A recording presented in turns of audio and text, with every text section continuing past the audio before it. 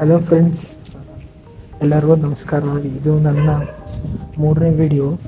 ಇದು ನಾನು ಯಾಕೆ ಮಾಡ್ತಿದ್ದೀನಿ ಅಂದರೆ, ಜಸ್ಟ್ ನನ್ನ ಜಿಮ್ ಬಗ್ಗೆ ಹೇಳ್ತೀನಿ ಅಂತ ಹೇಳಿದ್ದೆ. ಅದನ್ನು ಹೇಳೋಕ್ಕಾಗಿಲ್ಲ.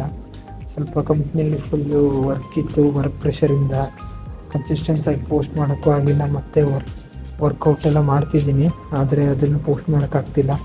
ಸೊ ಈ ವಿಡಿಯೋ ಏನಕ್ಕಪ್ಪ ಮಾಡಿದ್ದೀನಿ ಅಂದರೆ, ನನ್ನ ಫ್ರೆಂಡ್ಸು ಹೇಳ್ತಿದ್ದಾರೆ, ನೀನು ಜಸ್ಟ್ ವೀಡಿಯೋ ಮಾಡಿ ಇಟ್ಕೊತೀಯ, ಏನು ಪೋಸ್ಟ್ ಮಾಡಲ್ಲ ಅಂತ.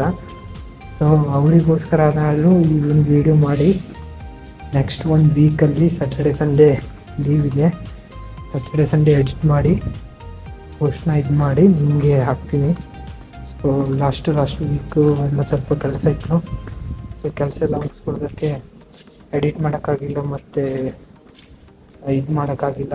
ನಾನು ಈ ನೆಕ್ಸ್ಟ್ ವೀಡಿಯೋದಲ್ಲಿ ನಾನು ಮಾಡೋ 3 ಥಿಂಗ್ಸ್ ಹೇಳ್ತೀನಿ.